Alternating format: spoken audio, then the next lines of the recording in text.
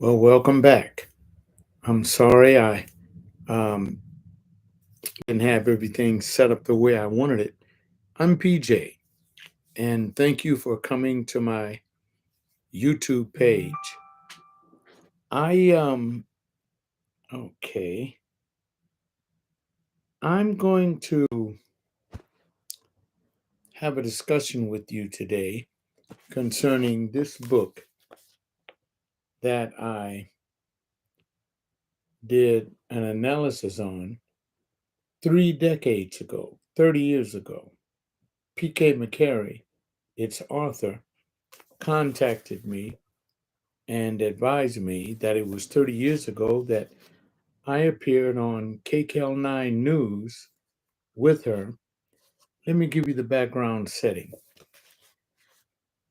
It was the last night of a citywide outreach that I was putting on from the church, Olivet on Jefferson, and I had guest speakers in. We were talking about the validity of the Bible. Um, I forget the guy's name, a well known Christian book writer who lived at that time in the Southern California area, was on with me. And the church was full of people coming to hear me primarily. I had a radio ministry, and I was sharing with them concerning the need for biblical authenticity. Now, this may not seem important to you now, but back then it was very important. Some 30 years ago, um, I believe that the church was literally in a fight for its existence to tell the truth and to know how to behave herself. Well, anyhow, let me get into it. I received a phone call from KKLA Radio, the station that I was on, currently coming on live at that time, doing Christian apologetics. 30 years ago, I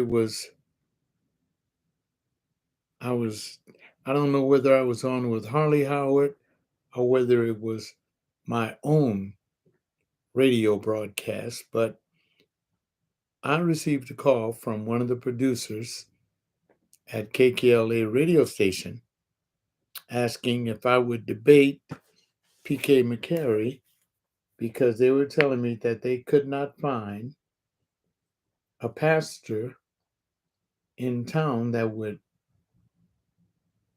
it was Crossfire, I think was the name of the show. And I'm going to show you because I'm going to raise it on my other computer here. As a matter of fact, I can do that now since you're in my studio with me. I'm going to change it around here and so that you can see this screen and so that you can watch this with me. Let me see if I can do this right and close these curtains behind me so that you can see the screen better. I want you to watch this with me. It's going to be important that you do it because while I show it to you, I'm going to point out my errors. My errors, in other words, where I was wrong with Miss McCary. There it is. And you can find this on my YouTube page. It's called The Way It Ought to Be, Confrontation. It was in 1993 on KCAL News, myself and K McCary. And Miss Carey contacted me a few days ago and told me that it's been 30 years since we did this cast. and I hope that you can hear this. I want to hook up the speaker to it, and so that you will be able to hear all of the words. And I will probably, well, I want to explain some things to you. She had written this book, and it was supposed to be an easy hand guide for young Black people to understand the Bible. Miss McCary's argument was the King James Version was too difficult for young Black kids to understand. So at that time, she went by First AME. Cecil Chip Murray was the pastor there. And of course, he affirmed the book. And the radio station told me that they could not find a legitimate pastor that would contend with Miss McCary about the validity of the book. She was saying that it is just as inspirational as the Bible. I did read it, and at that time, my daughter had just finished her master's degree in English, and she was doing some work in Chicago, in the University of Chicago. And I sent her a copy of the book, or she was here. I don't know which way it was, but she put her notes in it.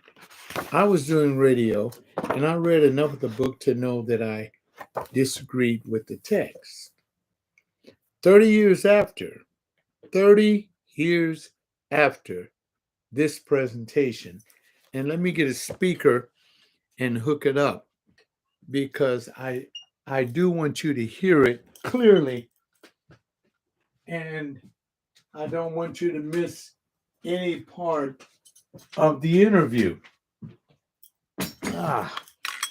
Thank you for coming and watching this. I understand, and I'm not concerned that much about doing it live. When I come on live, people can come on if they want. I should notify all of my subscribers. I try to have this clip done earlier, but the reason that I didn't is because I wanted to make sure that I had the right frame of reference when I did this. You excuse me while I plug this in, because I do want you to hear it appropriately. Here we go. Now let me turn this on. Okay. There. And I want to turn it up. You know, you have to do all these things when you're in a studio now. And and you can go to my website, my YouTube page. It's called Confrontation. But I'm going to start playing it. Listen.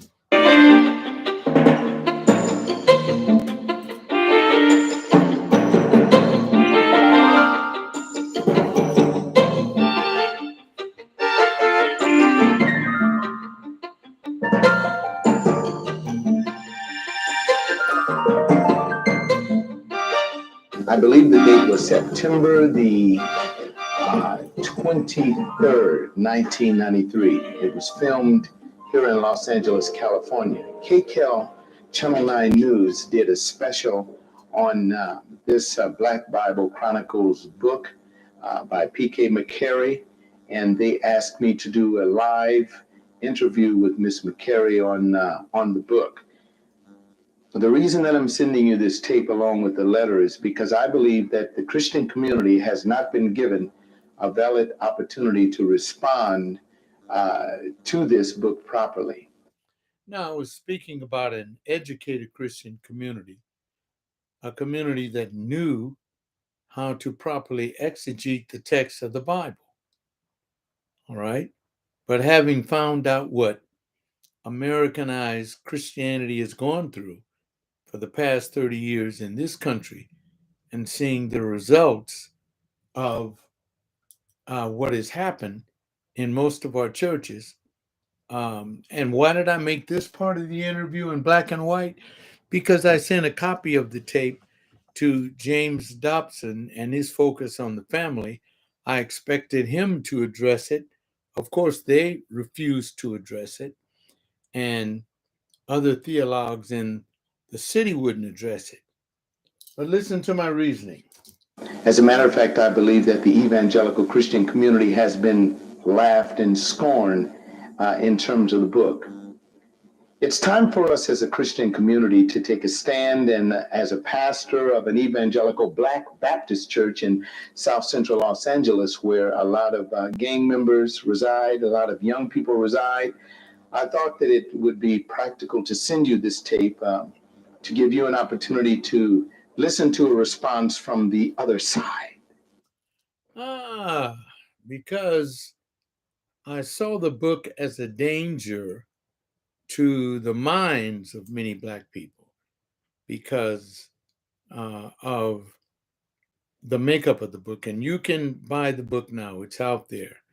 I think it would be a nice book to have in your library. And looking at uh, the music that these young people are listening to today and the way that they do their lives, uh, it's still to me somewhat of a funny book, but maybe to the young person that needs a clear explanation of what the Bible is saying because of their lack of being able to understand.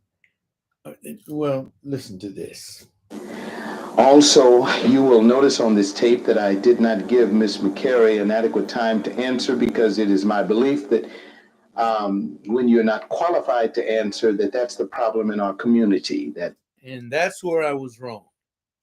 That's where I was wrong because I did not give her a valid opportunity to state her case.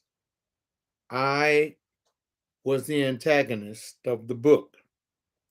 And for that, I make a public apology to Miss McCary now, because since 30 years has passed, and she sent me a note to let me know the 30 years passed, I went to her page and I looked at her clips and I said, oh my God, she was attempting to do the same thing that I was attempting to do. But why didn't I listen to her? That's the dangers of evangelical Christianity. Why didn't I give her a chance to state her case? I was supposed to be the so correct apologist, the absolutist with the Bible, but I would not let her state her case. And I'm going to take this entire time as I do this webcast today to play the entire piece and point out to you where I was wrong. And I'm going to keep it up on my website because I want you to look at it, and then you can jump camps if you want to. Figure the camp that you want to find yourself in and the kind of display that you want to back up. I want to apologize. No, I'm not going to apologize. My desk area always looks like this. I'm a very busy man. But I want to put this up because I think it's important for you to see how this works. Okay, here we go. There are many people speaking for our community that are not really qualified to answer for our community. Therefore, we don't give adequate time. In other words, I said I didn't give her time because she's not qualified to speak towards the community. You're going to see her argue that particular point. She was in the studio during that night, and I could not get to the studio in time enough to debate her live in the studio. So KCAL 9 sent a camera crew out to the church because I told them I have a house full of people there. We were doing an outreach to the city, and I couldn't break away early enough to get there when the news aired. At 10 o'clock, I'm still at the church talking with people, doing what I'm supposed to do. So, Okay, second of all, when it's put across in our community as something that our community needs as a Bible, that is not only offensive, but it is also offensive towards our Creator. I did read through the book, scantily, yes, and I saw enough that offended me because I could not, in my 30-year-old backwards mind, figure out why studying and exegeting the word was so difficult. Now I find that many African Americans have turned against the Bible and Christianity as that faith that was put on our backs by our colonizers. This is obvious. We we don't deal very well with these kinds of situations. And like I said, if the screen is too small on your phone to see that, you can look at the whole entire clip on my YouTube page or put this on a big screen in your house and so that you can follow along. I do know what a real Bible looks like, reads like. I know that if I were going to translate something, that there has to be some linguistical, I think I mentioned that on the particular tape, historical and grammatical principles that must be instituted. We as Black people also know that. Now, see, I was saying that if we're going to do Christianity, that's the only faith we have here in this country, unless you get into some of the esoteric faiths or you go back into the African faiths. And I believe in a lot of that now. I've been doing some reading, and I think that some Black people do very well when they don't do very well with Christianity. They go into other faiths, and if that faith will help you live a decent life towards God, go ahead. I'm not pushing any particular faith, but at this time 30 years ago, you're gonna hear from a mind that has been greatly changed since then. Continue to listen. It has nothing to do with, as Ms. McCary tries to presuppose, me being a child of God without any direction. So I would ask that you would look at the tape, and you can contact me if you would like any further communication. And I would be willing to come and to discuss this with Ms. McCary or any Black theologue that agrees with this so-called text or treatise. Now, that was my communication with Focus on the Family people, because that's what this original tape was made for. Jim Dobson's organization. I understand he's dead, but they sent it back saying that they didn't want to touch it. Everybody's afraid to get sued. So I understand why they didn't want to touch it, but I figured since he was focused on the family, how about focusing on the Black family? And so we can try to pull that together. All right? So let's see what happens. Which it is not. It is one person's opinion of what they have about the Bible, and I think that as a Black person in the community, that needs to be addressed. Says attracting kids is the first step toward educating them. But some ministers and traditional Christian organizations are opposed to McCary's street slang Bible. They say the language is offensive and inappropriate. Now, that language 30 years ago cannot in any way touch the language today that people are using. All right, let's just keep that straight. Close these blinds. I don't like that light coming. Yeah, let's see the language today that the people use. Hey, there's no comparison.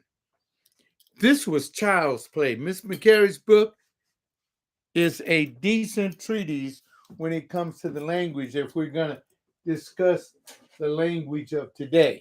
Because today, these people and these children are using language, well, Let's listen because this is Pat, what's her name, giving an overview of what this debate's going to be about. The Black Bible Chronicles has received so much attention, a rap version and an off-Broadway musical are also being considered. Well, is the Black Bible Chronicles a good way to reach today's inner city youth, or is it offensive and actually inappropriate? Now, he posed the question.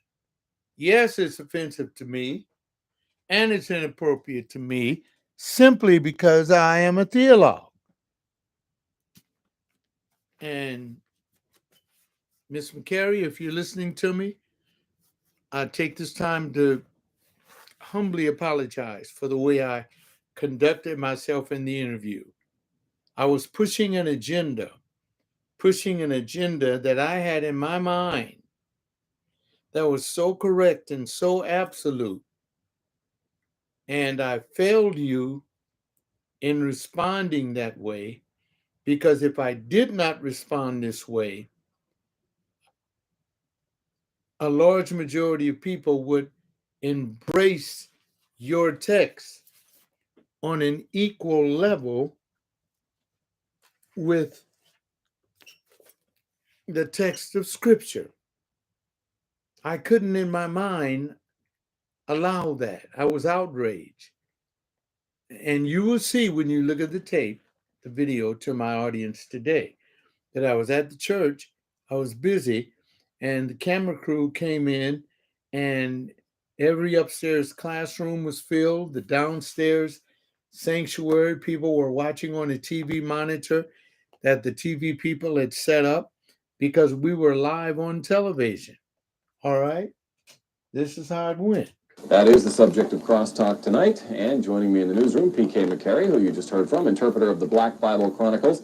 She says that she used street language to make the Bible relevant to the lives and culture of Black teenagers.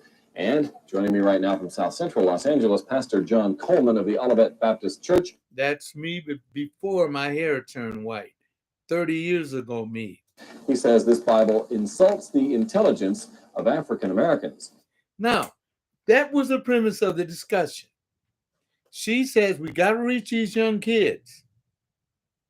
And when you're looking at church today, all this tweaking and twerking and these abominable practices in the churches, I saw it coming. So this wasn't a personal attack on Miss McCary.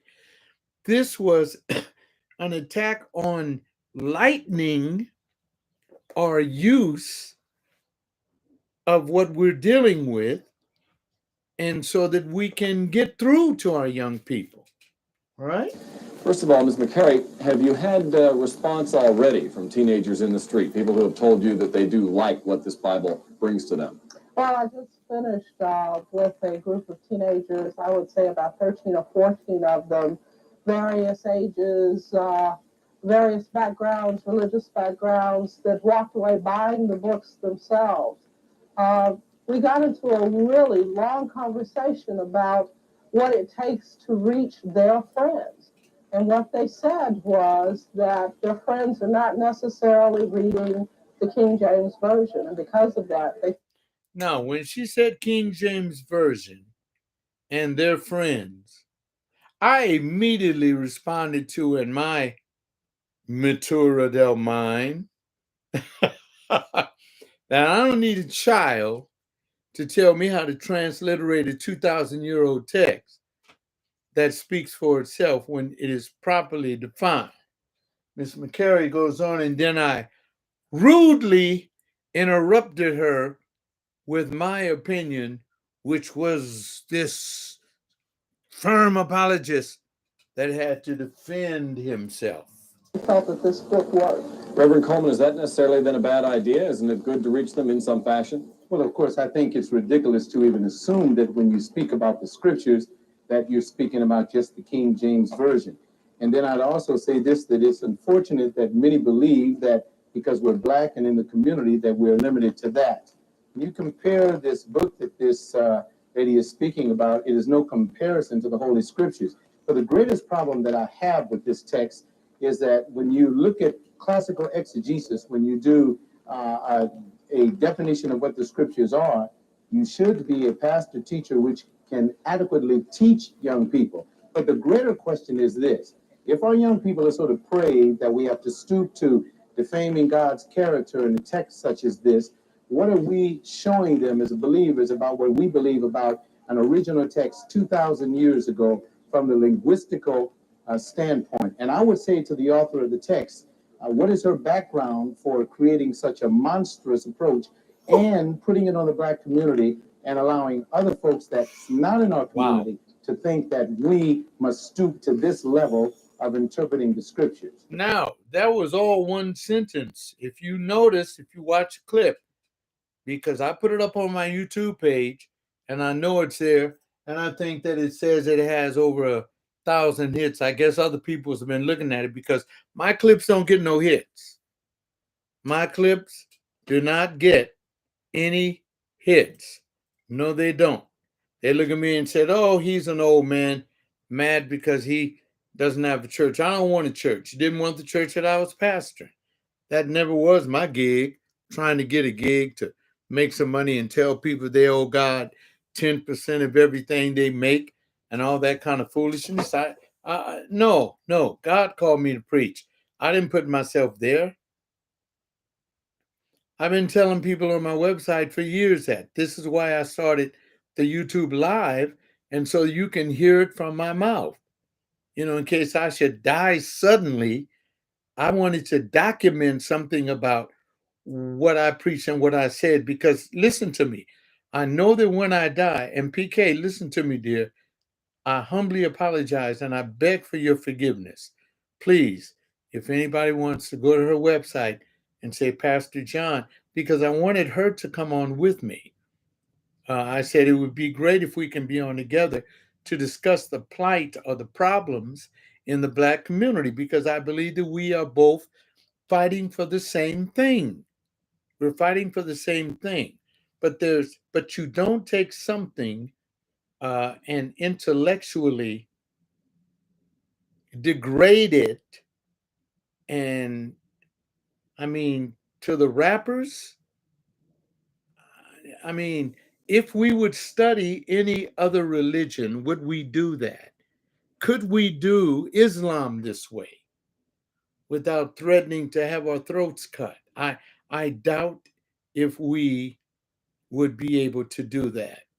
But now you can do anything you want to do with biblical Christianity because we fall for it, everything. So now, listen how, because I was outraged at the thought of it, my mind, some 30 years ago. Now, today, you've heard me say on some of my YouTube live clips that I differ with what a lot of people say that Bible teaches now, because I'm far more mature. I'm 79, whereas I was 49 back there. And so there's a grave difference in the way that I think about the Bible, God's word, and the rest of it. And what I see happening in the churches, well, continue to watch this. Ms. McCary? Well, you know, it's funny because I guess my greatest defense has simply been people who have told me how it makes a difference in their life. Now, she made a very important point. Now, look at how rude I was while she was speaking. But I will tell you this. First of all, I've had theologians who are scholars. Now, see, she said she had theologians, and I immediately said, Well-learned. I would like to know, what is your background to even... My background is simply that I am a child of God. No, well, God, that's not, you know that's what, not enough. Jesus, I just told her that's not enough. I said, you are transliterating. You want to transliterate the 66 books of the Bible. And PK, I love you. I love your page. I'd love to have a live with you. And I'm not doing this to bring discredit to the book. As a matter of fact, I want people to go and buy it and read it for themselves. The Black Bible Chronicles. Okay. I think it's a find treatises. Now, I've never written a book, and that's why I won't write one, because somebody can find something that I've written wrong and document me about that, and then my reputation is shot.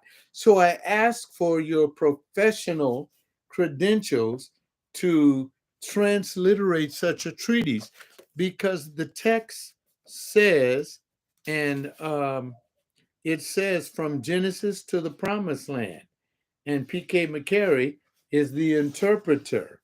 See?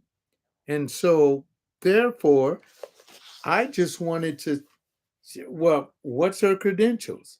How does she do this? Wait a minute, let me finish. May I finish, sir? Reverend Coleman, let Ms. McCary finish up here first.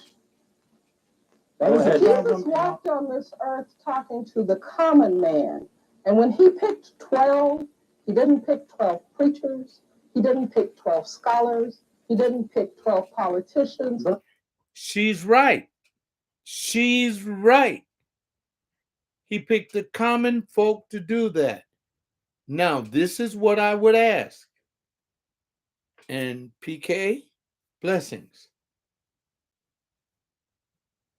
Is that the way we transliterate any of our other books? Do we take any other book that a Black person may want to read, and do we transliterate that for our children in any background? Why the Bible? That's what I was saying. Because some Black preachers told me that I was very rude the way I handled the interview. But there was one African scholar, I don't know his name. He called me in the office here, and he said to me, he said, Pastor John, I appreciate the way you handle that, because there are too many women in our society that are going off, taking it upon themselves to make a new definition of old things. Now, I know that that's old men talking about, hey, we got to keep our right. And I know the way that sounds, and I apologize for sounding that way, but I'm trying to define what this argument was all about, and so that you can rightly hear it. I'm sorry, ma'am. He picked 12. If I'm studying at the edges, if let I'm me studying finish, a culture Reverend or a language, Coleman. I'm sorry, Reverend ma'am. Coleman, let If me I'm finish. studying a language from a different culture, what I have to do is do some historical, linguistical, and all of that kind of background within the context of the literature that I'm defining. It is precisely that absolutely narrow-minded nothing, attitude that and has I made didn't- PK said that I was narrow-minded. And I was, because I refused to listen to what she had to say. And for that, I apologize. Some 30 years afterwards.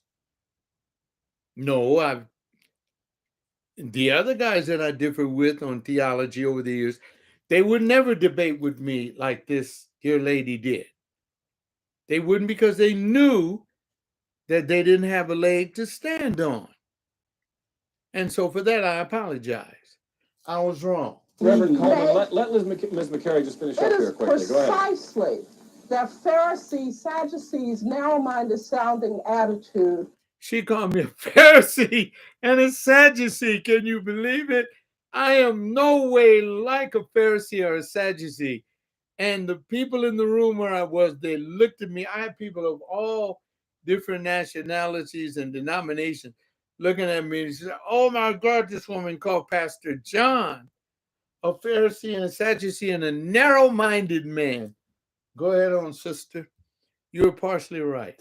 That has made a group of kids, a generation of kids say that they want no part of it. I just told you, I believe you're putting a premium on ignorance. That was my argument. You don't take ignorant things to define or to discuss deep theological thoughts that needed to be, because I still have these arguments with young men in my community today. There's a young man that I love very much. He's like a grandson to me. He's that age. We are all the time going back and forth because I won't ease up on what I know to be factually true. I'm not going to disregard, not just because I paid all that money going to a seminary to get this education, but I'm not going to disregard what I know to be true. And so this is why it just continues to listen. If I you believe that you're putting a destroyed premium this on Bible, it doesn't work very well if we both talk at the same time. Finish up real quickly, Ms. You're not going to McCary. let me answer you. All right, You finish have up. made several points that you have not even allowed me to address. You do not have Actually, the we are background to address it. See, I said you do not have the background to address it. What am I doing having a conversation with somebody that wrote a rapping Bible? And I felt like Christianity was being attacked from the front, from the rear, and from the side. And I had to do something. No other black preacher in town would handle this. They called me from the radio studio. Now, after I appeared with KCAL 9 News, KKLA 99.5 asked me to come to the studio. I forget it. It was Jack and Jill. I don't know the lady's name that was on there. Yes, I do. Yes, I do. I do know the lady's name because in the book, when they asked me to appear on their radio show, they were called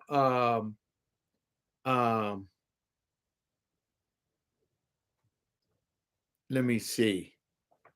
Jack, and the lady's name was, I forget her name, but they gave me a letter here that one of the Christian listeners wrote to them when I was on, because they were saying that, well, black people need their own Bible.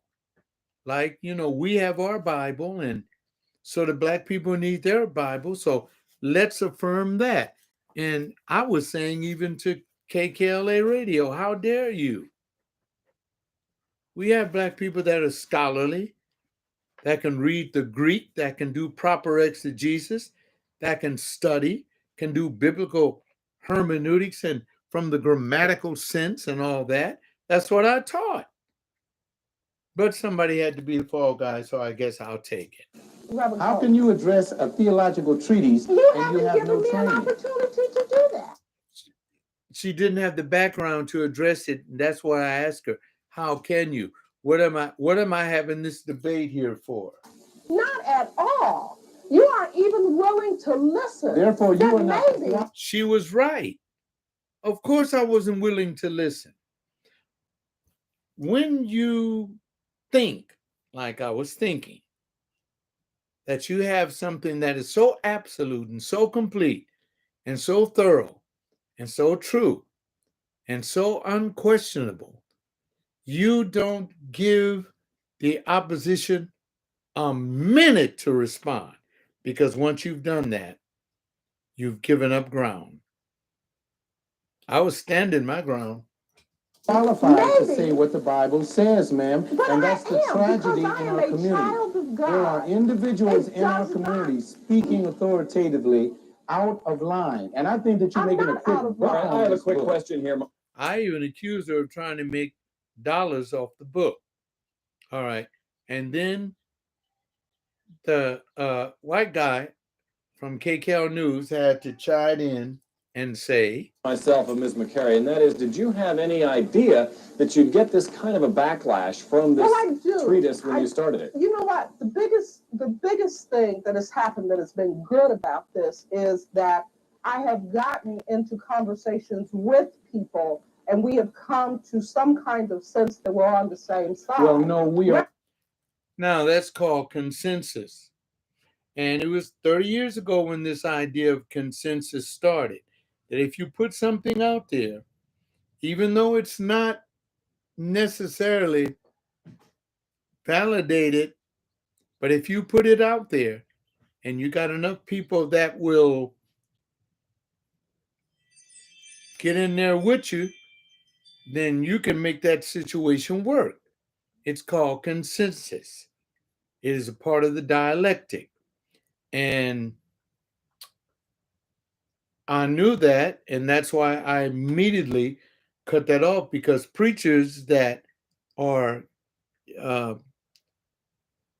making a point for the faith that they believe will never compromise that faith with consensus.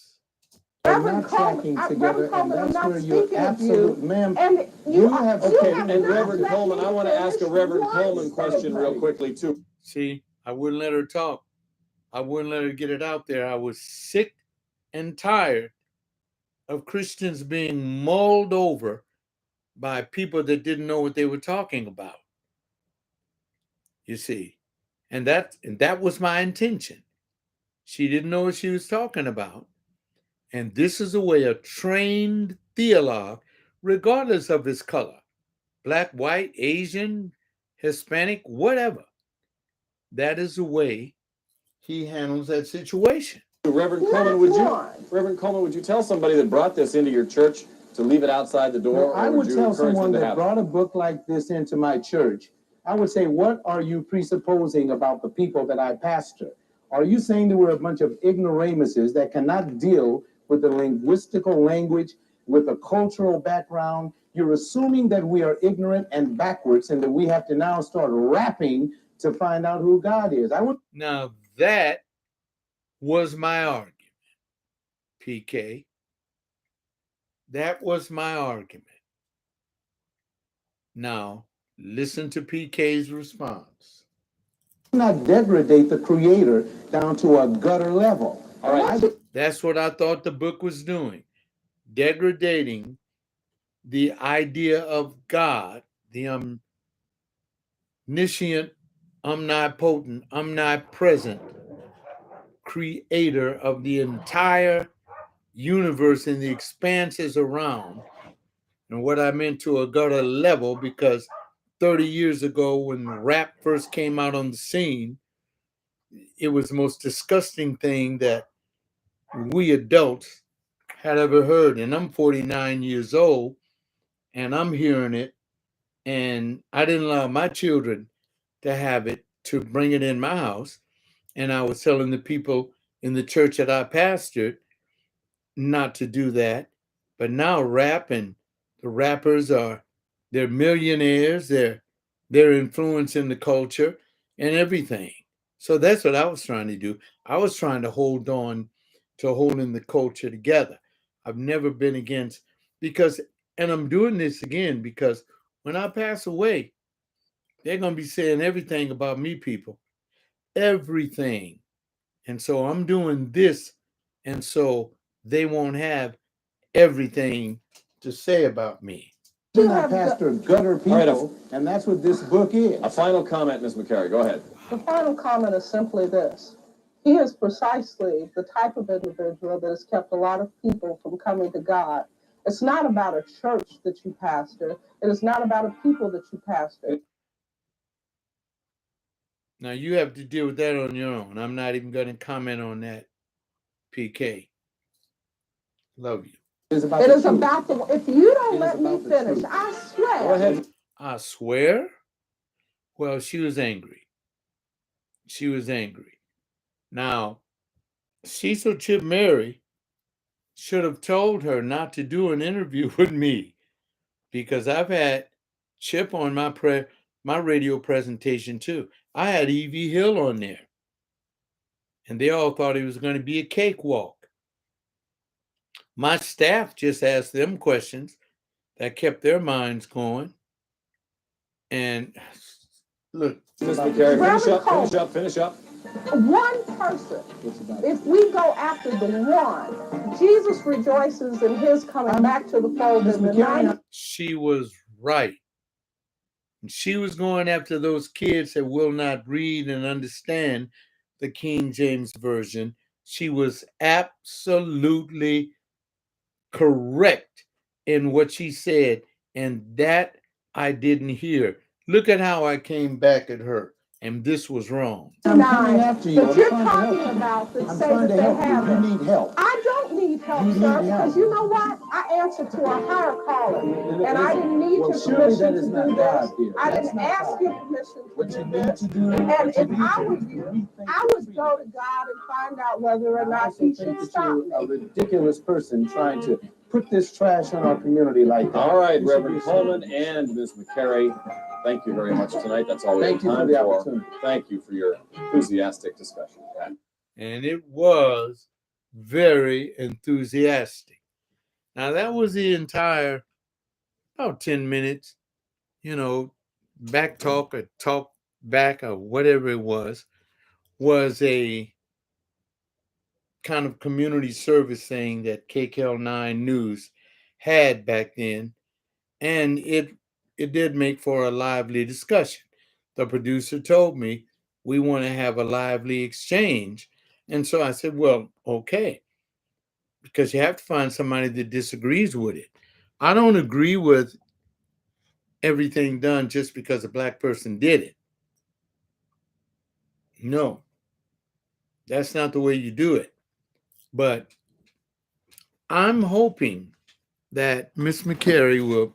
All right, let me go back to the other side of the room here. Oh, I'm hoping that she will, in the near future, excuse me for doing this around like this. I have to move this chair around. There we go. And move this other chair over here. I hope that in the near future that she would come on my YouTube live and have a discussion as two senior citizens about how 30 years can change us and can rearrange our thought patterns. Excuse me, I'm reaching for my water. I have to stay dehydrated as the old guy.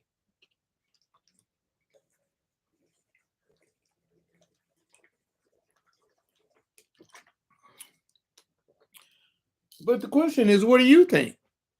Do you think that I was wrong? Do you think that I was right? Do you think that Miss McCary was right?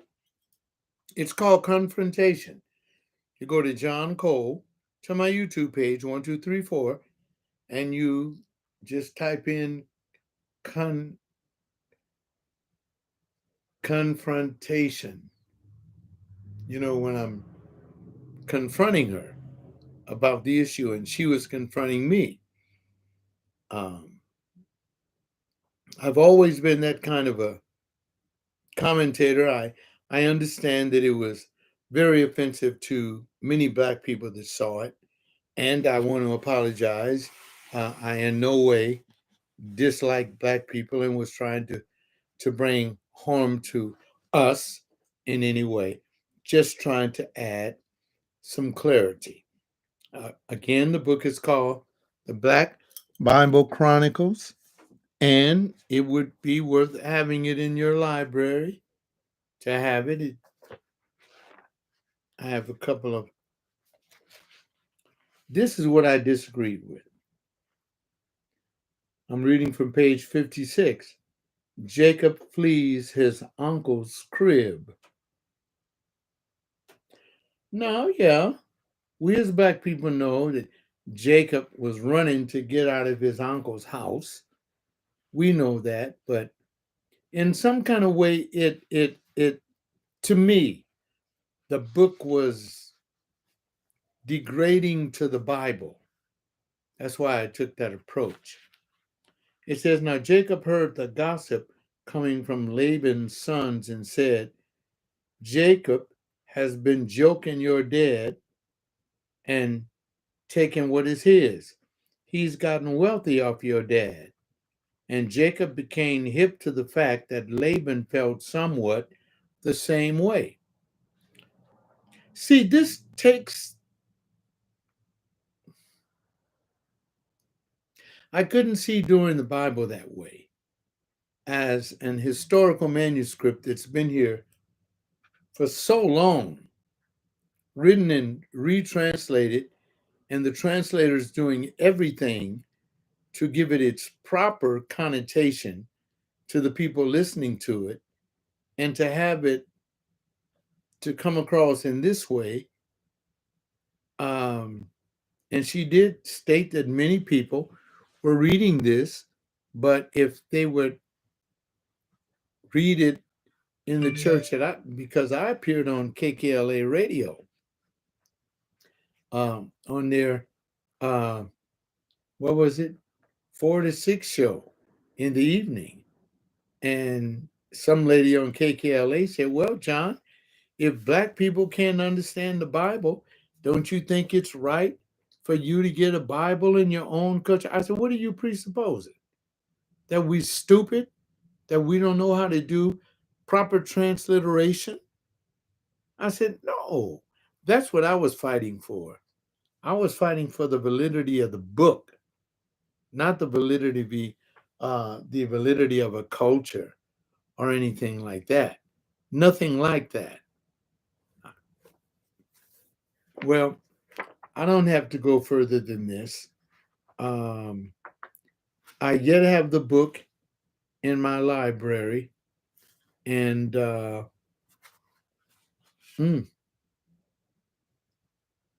to show you something else.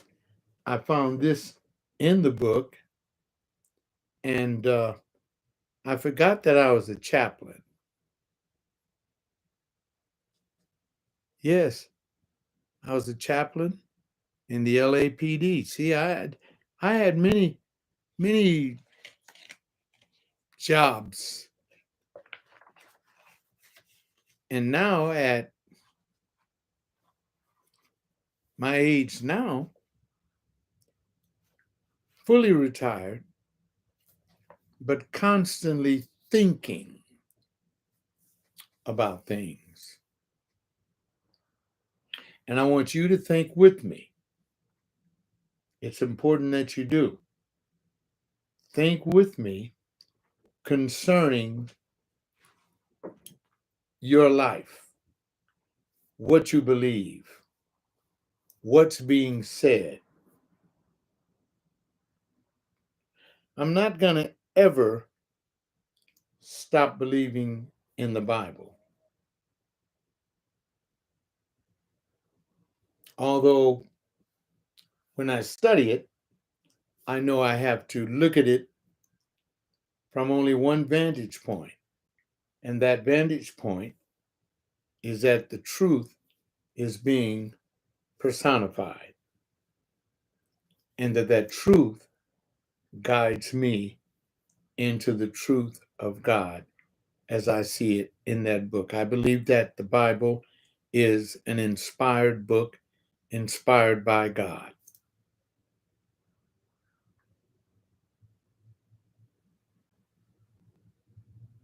Just the way the Muslims believe that the Quran is inspired by God.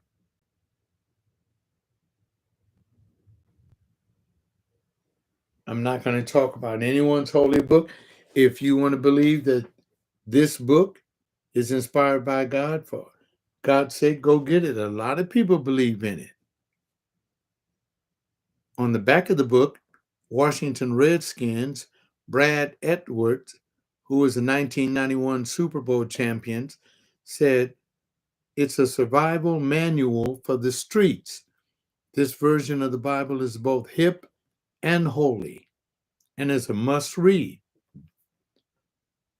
Then the Honorable Andrew Young, who was former ambassador to the United Nations and a former congressman and the mayor of Atlanta, he writes and says, the Black Bible Chronicles attempts to express a faith which addresses the deepest longings of our younger generation for hope, love, and an encouraging vision of the future.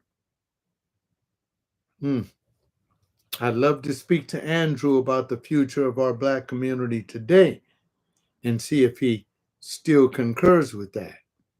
All right, here's one from the Honorable Tony Hall, U.S. Congress, chairman of the Committee on Hunger. He says, our young people are in a desperate search of meaning. The Black Bible Chronicles not only speaks to this need, but does so in terms that are meaningful to our young culture. And this may be true, but is that appropriate all the way around?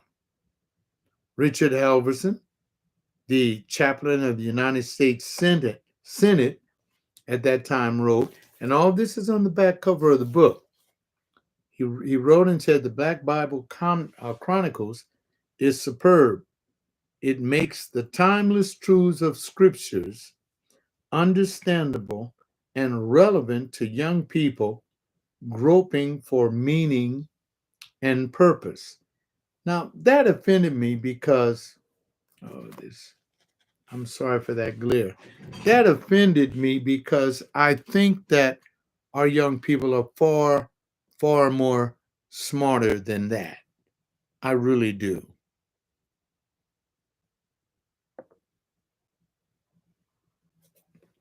But it made an awful lot of Black people angry at me.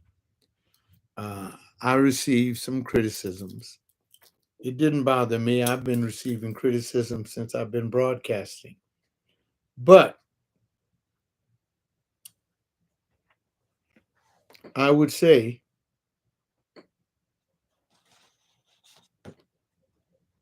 to the author and